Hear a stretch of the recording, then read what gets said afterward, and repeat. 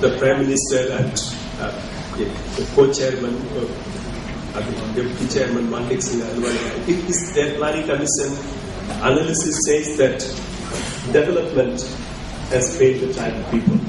And I think the kind of dispossession and deprivation may have been caused for the Maoist uprising. And the same Prime Minister, of course, talks about Maoist threat as one of the gravest homegrown threats to India's internal security. Now, is it this contradiction of the leadership about understanding what causes the internal disturbances is the reason why you are appealing to the civil society rather than to the government?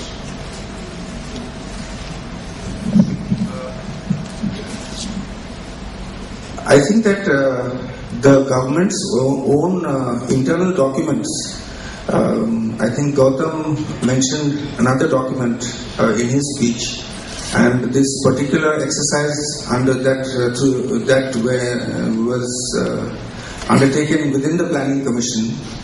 These are valuable documents which are extremely enlightening for people who want to become familiar with these problems. I think that the reason why we are not appealing directly to the government is because the government has no reason to hear us. There has to be a constituency that has to be built up over time. And we are taking we are very much inspired by the experience of the Andhra Pradesh process, in which there was a period of dialogue, but that failed ultimately. Even though it failed, I think that we have tried to study that process carefully, as part of our attempts to initiate a process that will lead to peace and to dialogue, peace with justice and dialogue. But in this center, just our calling for peace, there has to be a reason for the government or any other group, Maoists or any other group, to listen to us. So to build up that constituency will take time and effort, conjoined effort of large numbers of people. So I heard all your details about the situations you've been facing, like the malnutrition, the burning of the villages, the Salvajuram acting like a land grab. To me, most of this look more like the symptoms of a disease, and following those to a logical conclusion, मुझे लग रहा है कि the disease is this perpetual requirement of growth, which certain counterfeit currency printing gangsters like Pranab Mukherjee or Malnutrition Singh Alwani, these kind of people insist 7% growth, and the planet pressure of physical limits cannot manage that.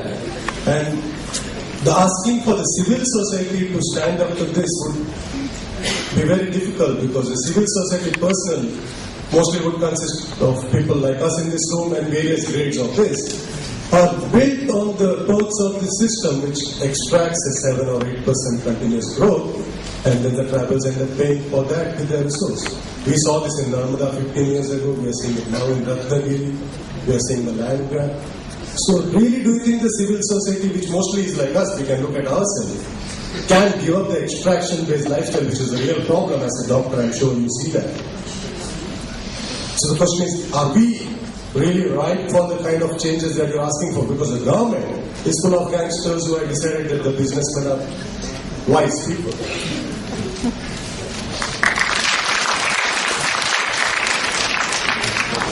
I believe that I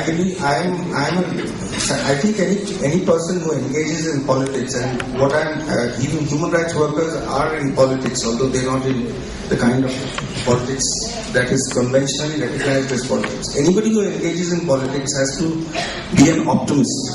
I think that it's necessary to be an optimist. The reason being that the alternative is inaction, which is not going to anyway help anybody. I think that there has to be a reason for us to act, and that we have to build a platform upon which to act. there is those lines of Eliot's, therefore I rejoice, having to construct something upon which to rejoice. So that is the reason why I think that we all need to, more and more people need to be part of this process. I don't think the government is going to reform itself by itself, but on its own.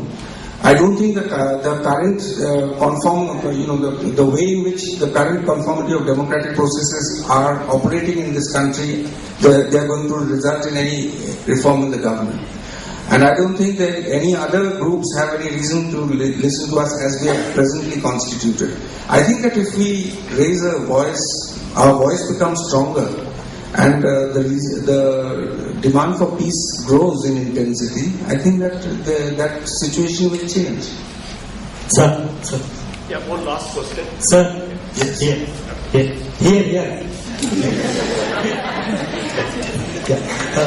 This is the second time asking this question. Okay, usually asked from this point. Why the whole your resistance process has to be accompanied with the violence? Initially, I also asked the same question. Now I'm asking this question. No, second question is yes. No, just let me answer that first one. That's big enough for me to see. That's the point. That you see, I think that people staying alive is itself a form of resistance. People are not staying alive just by accident. People are staying alive because they're struggling, and they're struggling against the system that is trying to grind them into the ground. So, and their staying alive is itself a form of resistance which they are undertaking every day. So, I don't believe that that all resistance is characterized by violence. I don't think violence is the defining character of resistance. I think resistance is a life enhancing activity. It's not a life denying activity like violence. I think that there are parts of violence.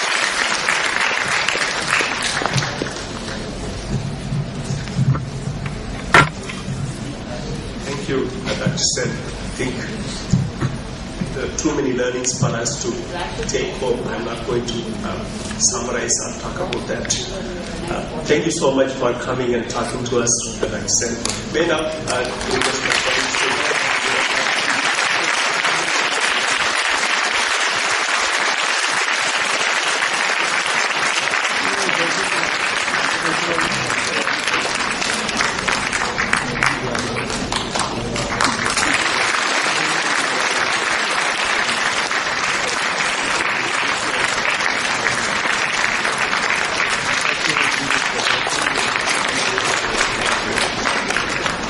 May I now invite Professor Subodh Wagle and